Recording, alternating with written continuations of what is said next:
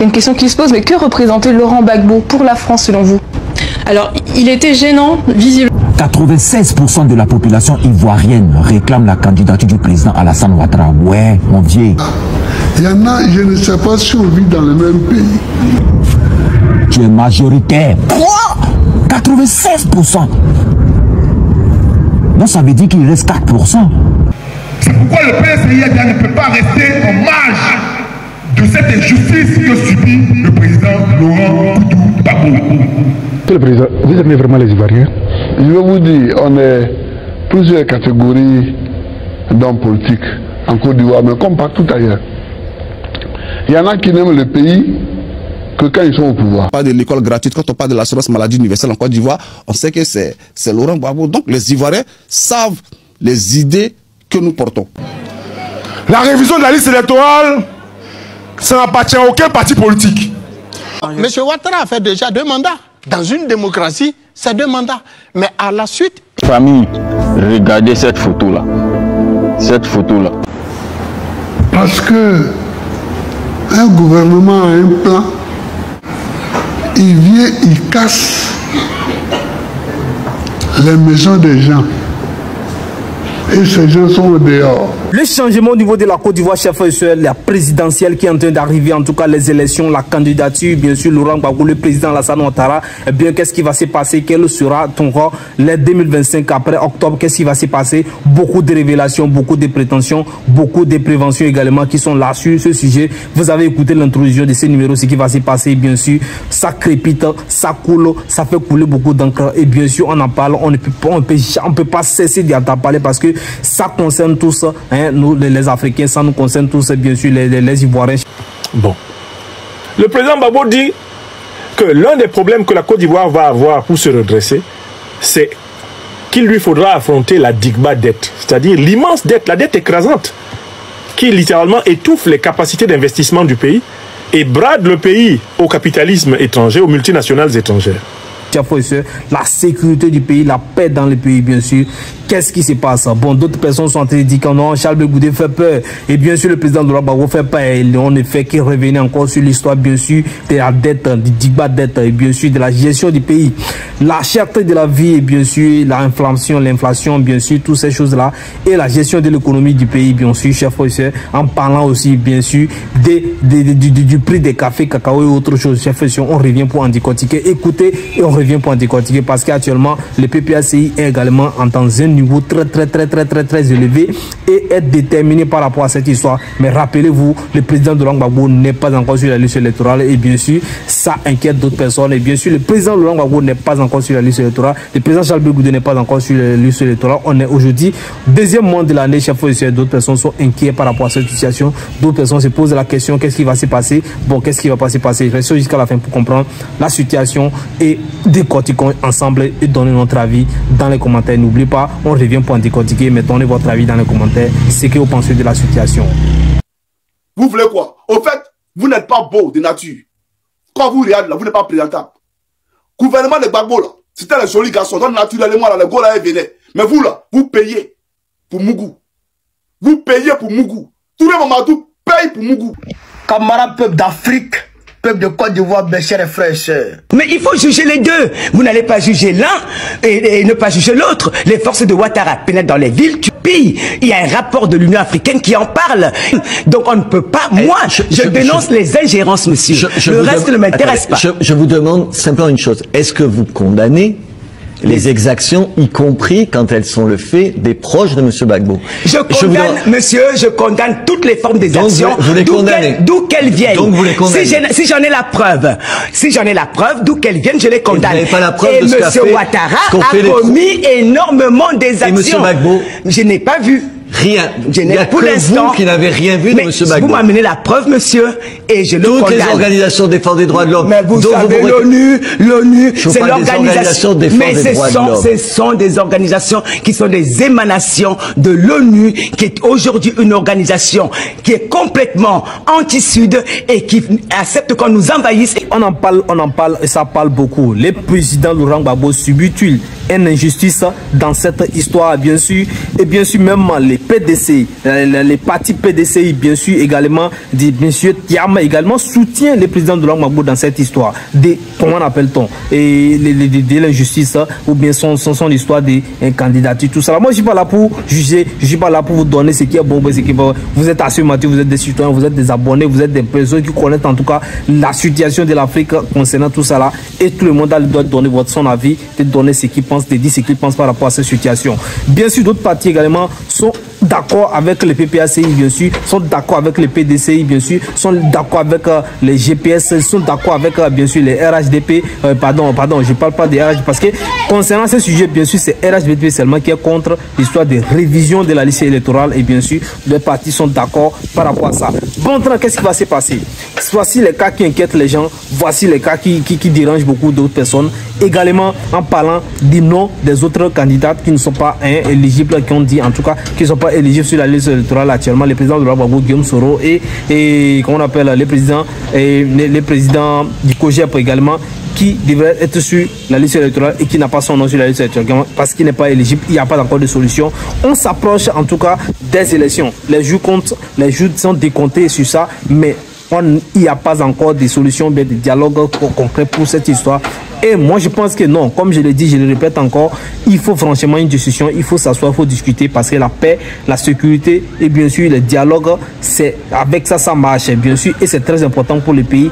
La Côte d'Ivoire est sortie d'une crise, la Côte d'Ivoire est sortie d'une situation crédible, d'une situation très critique, d'une situation que personne encore, que tu sois en Côte d'Ivoire ou bien ailleurs, on n'a pas envie de voir la Côte d'Ivoire subir encore ces situations. Encore chaque fois, vous voyez, ça inquiète beaucoup de personnes. Donc, on se dit, bon, peut-être que le PPAC a un plan B pour, en tout cas, les choix de la candidature sur le président Gbagbo n'est pas sollicité ou bien n'est pas accepté sur la liste électorale. Donc, nous espérons également pour que ça ne cause pas assez de problème ou bien quelque chose. Donc, le nom du président Ouattara également, est-ce que le président Ouattara veut aller aux élections? Parce que l'autre personne confirme et affirme déjà que c'est le candidat naturel et que c'est un candidat qui doit participer. Et c'est quelqu'un qui a été président de la République de Côte d'Ivoire pendant 10 ans qui parle. Voilà qu'un individu aux couleurs changeantes, variables en fonction des moments de l'année,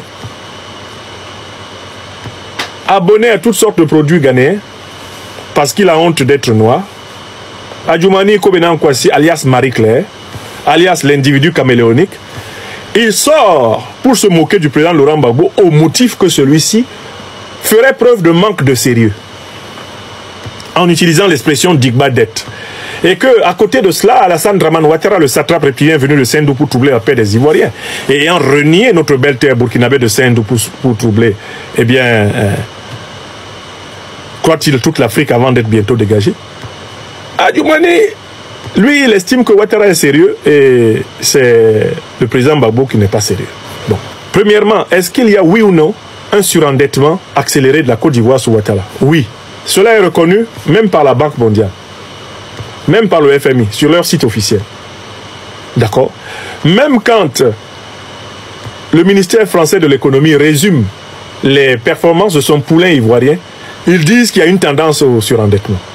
Si Adjoumani estime que le président Gbagbo n'est pas sérieux, il devrait déjà démontrer que la Côte d'Ivoire n'est pas surendettée.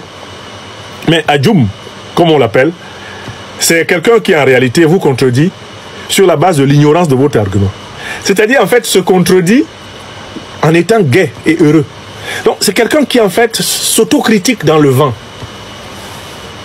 Il dit qu'il n'est pas d'accord avec toi, mais il ne sait même pas ce que toi-même tu as dit. Donc en fait il n'est pas d'accord avec lui-même. C'est un individu don quichotesque. L'argument du président Gbagbo est basé sur le fait brut, constatable. À l'instant même, tu vas sur Google, tu vérifies le taux d'endettement de la Côte d'Ivoire, tu vois que ça grimpe. Depuis 2010, 2011, 2012, 2013, ça grimpe, ça grimpe. En 2024, 2025, ça chauffe. Ouattara, même le fameux Jeannot Ahoussou Kouadio, un autre mouton de la Ouattari, est allé dire publiquement à Ouattara, monsieur le président, endetté, continuez à endetter. C'est-à-dire qu'Adjoumani ne se rend même pas compte que son camarade, Jeannot Ahoussou Kouadio du RHDP... Vous savez, dans la vie, lorsque quelqu'un est victime d'une injustice, et que toi, tu sais que la personne est victime de cette injustice-là, et que tu ne fais rien, tu es complice de ce qui se passe. C'est pourquoi le PSIADA ne peut pas rester en marge de cette injustice que subit le président Laurent Gbagbo. C'est pourquoi nous demandons que tous les militants se mettent en ordre de bataille et condamnent le fait que le président Laurent Gbagbo n'est pas seulement sur la liste. Et on ne sait pas comment ils se sont arrangés parce que le RDR, c'est leur stratégie. Ils ont vu qu'ils sont acculés. PCI se mettent ensemble. On demande à ce qu'on mette notre nom sur le service électoral. On demande à ce qu'on mette le nom de Père Goudé sur le service électoral. On demande aussi que le président Soroguen rentre au pays. Parce qu'il ne mérite pas ce qui lui arrive. Lui aussi doit rentrer. Donc, ils sont acculés. Et on a quelqu'un qui sort de nulle part, Atou Banga, qui vient à la télévision. Et puis il vient dire, ah, Tam n'est pas éligible, parce qu'il n'a pas renoncé à la nationalité, donc il n'est pas éligible. Et on oublie le combat que nous sommes en train de mener, et tout le monde se rabat sur le problème des Tcham. Mais ça fait partie du jeu du RDR, de nous orienter sur un autre combat, pour faire en sorte que nous ayons, notre espoir soit brisé. C'est l'objectif. Moi, je suis ici aujourd'hui pour vous dire, pour la renonciation de la nationalité des présidents de Tcham là, ne vous inquiétez pas pour ça. Tcham est exclusivement ivoirien. Et il n'a qu'il a le droit de participer, je ne pense pas que c'est là. Pour le moment, c'est là-bas les problèmes. Mais le problème, c'est est-ce qu'il décide de parler, est-ce qu'il décide de participer, est-ce qu'il va décider d'être candidat jusqu'alors, on ne connaît pas encore. Donc, je pense qu'on a encore quelques mois, mais il vaut mieux commencer très bientôt pour en chose. Donc, actuellement, les problèmes se posent dans tout ça là. Je vais vous donner également quelques points phares qui font couler beaucoup de salive actuellement concernant la politique, la situation politique, la situation économique, la situation sociale, en tout cas au niveau de la Côte d'Ivoire, bien sûr, la vie chère et bien sûr la dette qui a augmenté après la gestion du président Alassane Ouattara et bien sûr également la révision de la liste. Quand je parle de la Digba dette, aujourd'hui aussi c'est une dette Digba. Le monde part en couille. Sur cette maladie universelle en Côte d'Ivoire, on sait que c'est Laurent Gbagbo. Donc les Ivoiriens savent les idées que nous portons. Ce que nous disons, il faut rendre le système électoral transparent et crédible. Et puis chaque parti ira proposer ses idées. Nous ne craignons pas ce débat-là. Nous sommes même pressés. C'est le nom d'argument qui est gâté.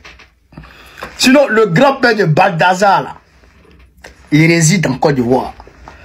Électorale qui est contestée, en tout cas la CI qui est contestée par les partis au pouvoir actuellement. Il y a beaucoup de comment on va dire, tiraillements concernant les décisions actuellement concernant ça. Et bien sûr, le président Laurent Gbagbo avec son parti continue pas perdre leur part à militer, à parler, à s'approcher de la population, à faire des meetings, à parler de tout ce qu'il y a dessus ça là, en réclamant toujours son droit et tout ça là.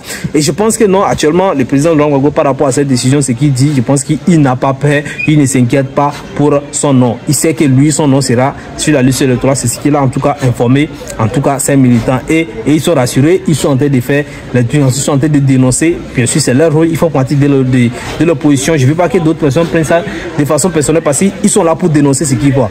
Maintenant, il y a d'autres personnes qui disent qu'ils n'ont pas encore de plan. Donc il y a d'autres qui estiment que non, les PPACI, ils sont en train de parler, beaucoup, mais mais ils n'ont pas de propositions, n'ont pas de plan pour la gouvernance. Je pense que non, le moment est trop vite demandé parce que les campagnes vont commencer et chacun va... La personne d'Apollo Touré. Frère, André le gars a le médicament. Toutes les femmes qui sont dans la gendarmerie là, sauf s'il n'a pas vu, il va allumer. Il est en train de les allumer. Mais les gendarmes sont en train de quitter la gendarmerie, ils sont en train de déserter. Parce qu'il est en train de pervertir ce corps. Les femmes qui sont dans l'administration dramanistanaise, il est en train de les allumer. Femmes des gens, copines des gens. C'est-à-dire que c'est le grand-père de Balthazar. On va ici écouter Chris Yapi d'abord. Cheikh Abra, peu d'Afrique, les révélations sont lourdes. gouvernement de Draban. Digba dette dans Digba Kra. Digba dette dans Digba gendarmette. Oh, mani, on est parti chez Gawara pour l'Afrique. Occupé à baltariser les gendarmettes et les cyberactivistes RHDP, le général Apalo Touré cause l'augmentation des désertions au sein de la gendarmerie. Le grand rapport annoncé pour le vendredi 10 janvier 2025 concernant la recrudescence des désertions des gendarmes, quel impact, aurait pu être un moment crucial pour analyser la crise qui gangrène cette institution. Mais en réalité, il ne s'agit que d'un écran de fumée, une nouvelle tentative d'une hiérarchie en perdition pour masquer ses propres turpitudes. Touré Apalo Alexandre, le commandant supérieur de la gendarmerie nationale, est aujourd'hui plus connu pour ses frasques extra-professionnelles. Touré Mamadou paye pour Mougou. Il paye pour Mougou. Et c'est à cause de ça, à cause d'une go, il a pris un bloqueur, il l'a mis en prison à Abidjan. À cause de sa go. Tu penses que, moi, il dit, il n'y a pas vous rater. Vous tous, vous serez visités. Vous tous. Il n'y a pas quelqu'un. On fait la politique. Et ça, là, ça fait partie de la politique. Oui. Ça fait partie de la politique. Une fois que des solutions ont été trouvées pour loger les concernés, alors vous pouvez faire ce pourquoi vous êtes d'accord, vous et eux. Maintenant, vous venez un matin, vous cassez. Vous cassez. Et les gens pleurent. Et plus ils pleurent, plus vous cassez. Proposé va donner ce qu'il pense donc et comment il pense gérer les plans ou bien le fait des routes, tout ce que vous voulez comme ça à la population. Donc je vous demande d'être encore patient sur ce sujet parce qu'aujourd'hui le PPAC estime et beaucoup de personnes estiment que donc le président ou bien la gouvernance du président Alassane Ouattara aujourd'hui a copié la a copié la santé. En gros, le parti du président Laurent Gbagbo estime en tout cas, et bien sûr le PPAC également du président Thiam également estime que la gouvernance en tout cas, le parti du président Alassane Ouattara, RHDP, a mal gouverné en tout cas les pays, les Burkina Faso et les pays, pardon, la Côte d'Ivoire. Donc, et ils sont là pour remédier, pour en tout cas remédier à ça et refaire les choses et réchausser en droit. Je vous rappelle également que le PDC du président Thiam dit que non, ils vont jamais, même s'il faut se rallier à un parti, ça ne serait jamais le RHDP du président Alassane Ouattara. Donc, je pense que non, il y a beaucoup de choses qui vont se passer en 2025, en octobre 2025, en tout cas avec ces élections. Mais nous espérons que tout se passera bien sûr dans la paix, dans la qualité en tout cas, et que les élections seront inclusives. Donc, jusqu'alors, on ne va pas se voiler la face. Il y a beaucoup de choses qui ne sont pas en train. Que vous posez la question au parti, bien sûr, que ce soit le parti du président, de la présidente, bien sûr, Simone Gbagbo, Simone Nye. Si vous pouvez lever la voix et que ça peut sauver la vie à un député, vous aurez fait beaucoup pour la démocratie. Si vous pouvez élever la voix et que même si ça ne sauve pas la vie à un petit, mais que celui qui est en train de rétorquer, que vous n'êtes pas d'accord, c'est ça la lutte pour la démocratie aussi. Dans des pays sous-développés,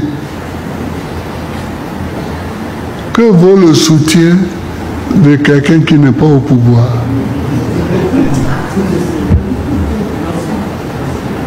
Mais vous avez mon soutien. Même si ce soutien ne vaut pas cher, vous l'avez quand même.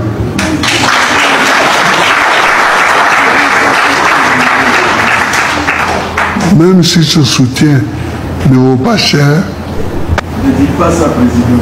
Hein? Votre soutien, ça vaut cher. Le monde entier attend.